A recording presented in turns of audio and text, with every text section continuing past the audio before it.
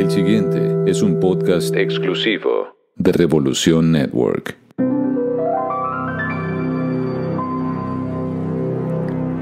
Hola gente, buenos días. Hoy es el día de otro capítulo de Tuned Afinado. Bueno, como vimos la última vez, hablamos sobre un tema que creo que es interesante, o sea, lo que vemos en el ámbito artístico musical, los artistas, hombres y mujeres que están ahí siempre bajo los reflectores, como están libres o están atrapados en un sistema más grande que ellos, están libres de crear, o sea, lo que hacen es en serio la semilla, el fruto de su concepción artística, o estamos viendo una gran máquina. La última vez hablamos de este tema de forma muy teórica y genérica. Hoy les voy a contar un poco más en la práctica lo que va pasando. Entonces, antes de todo me gustaría hacer una premisa. Cuando se habla de los sellos musicales, si se acuerdan del capítulo pasado, los sellos musicales son las corporaciones que están detrás de las inversiones gigantescas para lanzar y darle seguimiento a un artista. Entonces, el 95% de los artistas bajo un sello musical está en pérdida. Quiere decir que no está generando plata y representa una pérdida tanto para el negocio del sello musical que para el artista mismo.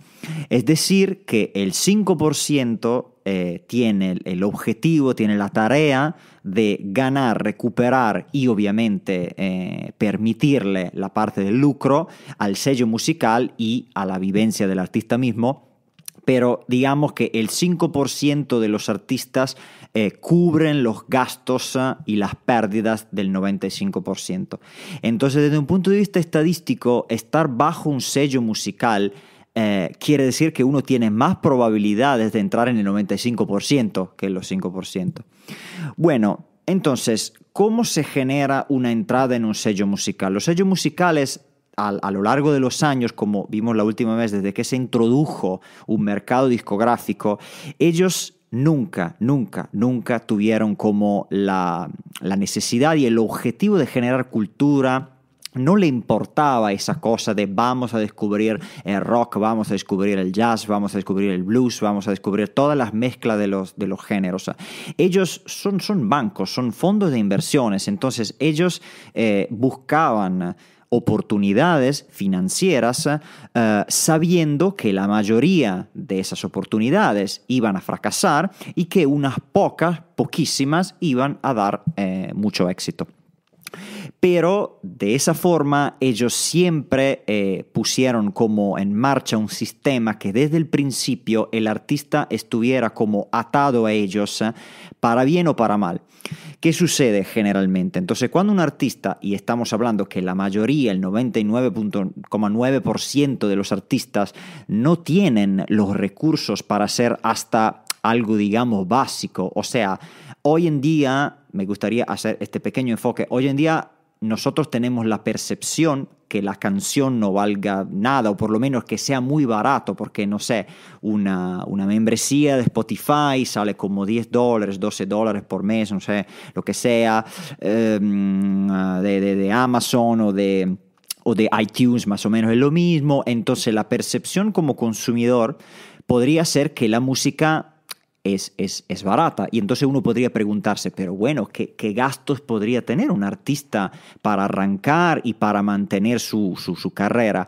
Y la verdad es que si bien la tecnología es como que bajó muchísimo los gastos prácticos de producción, pero producir una canción, tener como a disposición un productor, alguien que te ayude con la escritura de las letras, alguien que te haga la mezcla, la promoción, todas estas cosas, o sea, es plata, no es nada económico. Entonces el artista hoy necesita pagar todo esto por adelantado, apostando que en el futuro su valor, su música, su marca personal crezca y entonces después pueda cobrar más. Así que entran los sellos musicales. Los sellos musicales, cuando les parece que un proyecto podría tener alguna forma de éxitos, ellos llegan y proponen y te prestan plata, te hacen firmar contratos donde supuestamente tú recibes por adelantado una cantidad de plata, y eso depende de cuál es tu historial, de cuánto seguimiento tienes, de si tuviste algunas otras canciones que funcionaron bien, si tienes una audiencia, unos fans y bla, bla, bla. Pero esa cantidad de plata es un préstamo.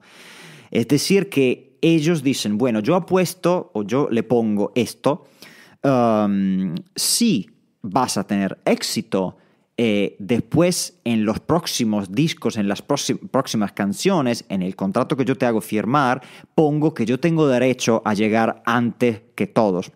Si vas a fracasar, esa plata supuestamente tú me la deberías. A ver, cuando no estás en posibilidad de pagarme, no es que te van a retirar la casa, o sea, no funciona así, pero ellos o te obligan a seguir produciendo música, en algunos casos gratis, porque tú le estás debiendo a ellos, entonces no te puede esperar que ellos te paguen o que te den tu cuota de derecho de autor que se pacta entre el artista y el sello si todavía tienes una deuda. Y entonces se arma un mecanismo que es muy complejo, donde el artista en la mayoría de los casos sigue endeudándose hasta cuando la percepción, y en las televisiones, en las redes sociales, el artista está re famoso. Le hago un ejemplo. Bueno, si alguien habla inglés o lo entiende, igual pueden poner los subtítulos.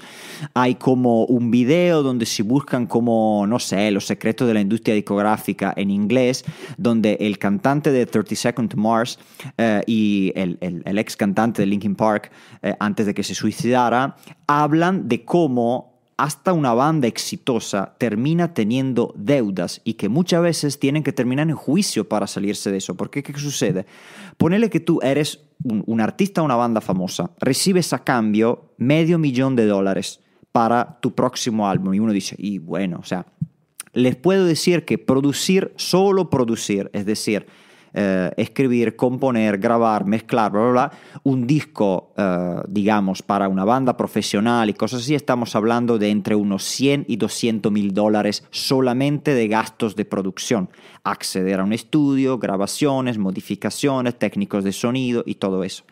Después existe que de este $500,000 la banda o el artista tiene que promoverse, tiene que gastar para preparar su gira, organizar su gira, la prensa y todas estas cosas. Y estos son gastos que se van a bajar del anticipo que yo recibí como artistas. Ahora, si uno más o menos, ahora no quiero alargar demasiado el discurso, pero uno puede intuir que lo que al principio parece un monte gigantesco, interminable, si ya 200 se van para producir 10 canciones, después, ¿cuánto imaginen que pueda gastar un artista para organizar una gira como de esas que ven, con un escenario gigantesco, con bailarines, con juegos no sé, fuegos artificiales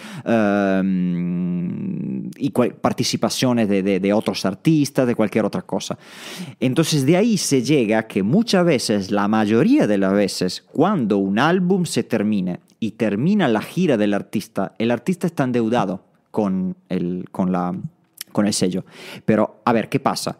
Si el artista tuvo éxito mundial y tiene una deuda, ahí es donde se genera se generan las esposas, la prisión más grande, porque el sello entiende que hay mucho potencial económico y entonces sigue su explotación. ¿Y cómo lo hace? Dice, bueno, yo te adelanté $500,000, tú entre todo estás endeudado de $300,000, $400,000, entonces yo te permito, entre comillas, trasladar esto a otro proyecto, nuestro próximo proyecto. Entonces, que es un nuevo álbum, usualmente tiene que ser un álbum. Entonces, esa cosa se traslada y se transfiere de disco a disco, a disco a disco, después de muchos años que el artista sigue estando endeudado, y en algunos casos hubo algunos artículos, algunos artistas que declararon públicamente, yo tengo que cantar hasta mi muerte, porque este mecanismo es un mecanismo donde uno no se sale. Y esto no tiene nada que ver con la plata personal del artista, porque el artista en algunos casos se convierte en un hombre, una mujer de negocio, donde tiene su línea de ropa, tiene sus perfumes, tiene sus hoteles, sus restaurantes, o sea, cualquier otra cosa, pero con el sello se genera una deuda. Y la verdad es que si tú llegas a ser exitoso como empresario o empresaria por tus negocios personales, tampoco quieres usar tu plata que generaste con tus habilidades para pagar la fianza, digamos, o para saldar la deuda y salirte del sello, porque no sientes que sea justo. Y bueno, entonces esto a grande rasgo es lo que pasa en los grandísimos casos donde se mueve una cantidad de plata muy, muy, muy grande. Pero aún así, en los niveles más bajos, solitamente suele pasar que, no sé, te anticipan 5, 10 mil, 20 mil dólares.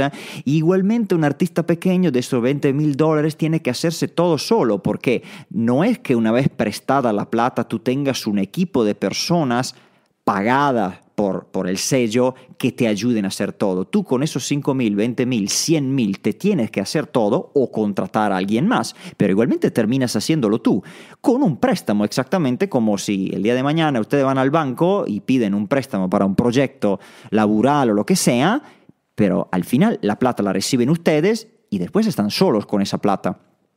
Entonces, antes todo, para los que quieren hacer de su arte una carrera, que sepan esto: el sello es un banco y el banco no presta plata por amor al arte, no le interesa nada, podemos decir, hasta un cierto punto del arte. Tú podrías cantar, bailar, eruptar en el micrófono, y a ellos les da igual, o sea, hasta que tengas éxito y que puedas cubrir tus gastos, sus gastos, digamos, y generar ingresos para ellos. Y aún así, bueno, hay historias de cómo no se convierten en sus mejores amigos, aún si van a generar eso, porque al final de plata se trata. Entonces, esto me gustaría aclararlo para los que siguen pensando que el sello sea el salvador, que llega, te rescata, pone plata en tu mesa y que después ahí tú solamente tienes que preocuparte de escribir una canción de vez en cuando y que ellos después se encargan de todo, de tu comunicación, de tu marketing, de tu promoción. No, falso, falso, falso. No digo que no haya pasado, especialmente en una época donde la comunicación era más fácil, en el sentido que habían menos circuitos de comunicación porque no existían las redes sociales, el internet no existía, entonces era un poco más cierto que el artista se preocupaba sobre todo de ser artista y que no le correspondía preocuparse de otras cosas. Bueno, hoy en día ya no es así. Entonces, cualquier otra persona que crea eso o que diga eso es mentira. Y por eso tampoco me tiene que creer a mí. O sea, lo pueden comprobar de 50.000 otras formas distintas. Así que bueno, si eso más o menos pude aclararlo, ahí entendemos que cuando yo tiro eso de la provocación de ídolo muñeco, estamos diciendo que cuando alguien tenga una deuda, no está totalmente empoderado de lo que va a hacer, decidir cuáles son las canciones y las composiciones sobre qué se va a enfocar, porque obviamente hay alguien que dijo y que en cualquier momento te viene a tocar en la espalda y te dice: hombre, mujer, yo puse la plata acá, tú me debes plata porque yo la puse cuando nadie te dio bola y entonces tú me debes a mí. Ahora, después de años en que esa persona, ese artista, mueve un negocio increíble, pero nada, hasta que la deuda esté, la deuda se paga. Y si no existen, obviamente, los tribunales, y de eso se trata. O sea, casi más del 50% de los artistas famosos estuvieron o están en lucha o en juicio con su propia disquera, con su propio sello, y eso está comprobado y es un hecho. Por eso cuando yo digo ídolo muñeco, estamos hablando de una industria, cuando se habla de una industria discográfica, que es exactamente una industria, y el artista la mayoría de las veces es un muñeco, es un personaje, es un producto de ese sello, cuyo objetivo es solamente hacer plata. Entonces, cuando el artista tenga una idea genial que le parezca como un crack, un cambio increíble, ahí siempre tendrás a alguien que dice, no, tú tienes que quedarte con lo que tus fans aman, lo que la tendencia, lo que la moda ahora dice que está bien, y no te tienes que salir de lo tuyo. Así que para mí esto es crucial y me gustaría dejarles con esta idea para que antes todo uno mire un poco más libremente. Entonces, a los artistas o los que quieren o los que son artistas hasta 24/7 o part-time o lo que sea, me gustaría que reflexionaran sobre eso. ¿Ustedes preferirían tener totalmente el control de su arte, de su dirección, de sus creaciones artísticas y hasta de su desarrollo artístico, o en lugar de pelearse todos los días para pagar cuentas o para, no sé, ganarse un fan más, les gustaría estar bajo cualquier reflector, pero, digamos, obviamente pagando alguna forma de costo, que es exactamente eso, de que alguien puede opinar, hasta tiene más derecho que tú a opinar sobre lo que vas a componer. A las otras personas que no quieren ser artistas y que miran el mundo del arte y de la música solamente como apasionados, me gustaría simplemente que miraran como... Yo, por ejemplo, algunas veces lo veo siempre más a menudo. O sea, la música hoy en día es un producto de venta para que pueda terminar en televisiones, en redes sociales y que pueda cobrar, que yo pueda generar una imagen que ese artista es un dios. Y entonces para que después el último pobrecito de la calle yo le pueda cobrar $100 para entrar a un show o $20, $30 para una remera o lo que sea, pero igualmente esas personas muchas veces ni siquiera hacen lo que aman hacer, ni siquiera cantan lo que les gusta, o sí, capaz que lo hacen por un rato, pero después, año después año, se dan cuenta que eso es una rueda, es una máquina más grande que ellos y no saben cómo salirse. Entonces, ídolo o muñeco, bueno, esto se lo dejo decidir a ustedes. Yo, personalmente, porque saben que me gusta dar mi opinión, yo siento que el arte no puede progresar, no va a traer nada positivo hasta que obviamente necesite crear todo el tiempo un ídolo comercial, porque el ídolo comercial se va a enfocar en el género que es una tendencia ahora, pero ni siquiera se va a preguntar qué puedo aportar yo como artista o como miembro de la industria discográfica para que el arte aporte un poco más. Y bueno, yo ya lo dije en los capítulos pasados, para mí un arte que no tenga ningún objetivo de trascendencia, de introspección y no sé, de tocar un poco la eternidad del ser humano, para mí es un arte inútil, ni siquiera es arte, es entretenimiento, que no digo que sea algo mal, pero no es arte, dejemos de llamarlo arte. No es que toda música es arte. No es que todo edificio sea una obra artística, arquitectónica, a eso me refiero. Ustedes ven un edificio, un rascacielos, y dicen, bueno, es un edificio, ven un templo y dicen, esto es una obra maestra, a eso me refiero. No es que una canción sea una obra maestra porque es una canción es una canción, punto. Puede ser entretenida, puede ser divertida, puede ser que me levante el espíritu, el alma, pero ahí se termina. Entonces, obviamente, yo siempre saben que voy a tomarlo por el otro lado. Yo espero que si nosotros como escuchadores, como fans, ahora no se estoy hablando a todos porque a pesar que alguien sea o no sea artista, al final todos somos fans de alguien.